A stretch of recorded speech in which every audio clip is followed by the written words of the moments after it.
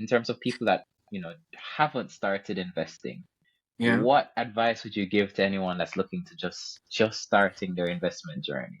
Like, Yeah, what's no, the one thing that you kind of say to them? that one is so easy. You should have started yesterday. Okay. And here's the thing. In life, people always think that, in order to do something, it requires a lot. It always requires more than you think, right? And people always have that in their mind. They're like, it's, to do this, the hurdle is this high. The hurdle to invest in a JSE is this low. Okay. It is really this low.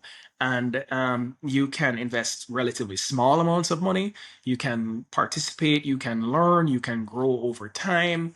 And people think about the stock market as risky, but risk is relative, right? And if you're only investing a small amount of money, then how risky is it really, right? And so One um, stock for GK is $72, one JMD. stock is $72, right? And so what is it going to be in 2030?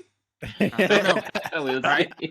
But we'll see, right? But the point I'm making is just that it's just get up and do it. Honestly, it's not difficult, it's not hard, and I think it will open up a new world for you in terms of how you think about how you just think about your daily life, right?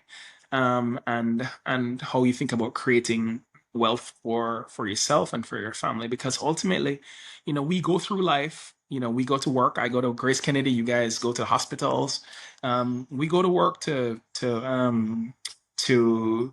provide for ourselves and for our families, to create wealth. And one of the best ways to do that is to invest what you earn prudently. And I believe there's in Jamaica there are many, many, many, many options to help you invest prudently in the Jamaica Stock Exchange.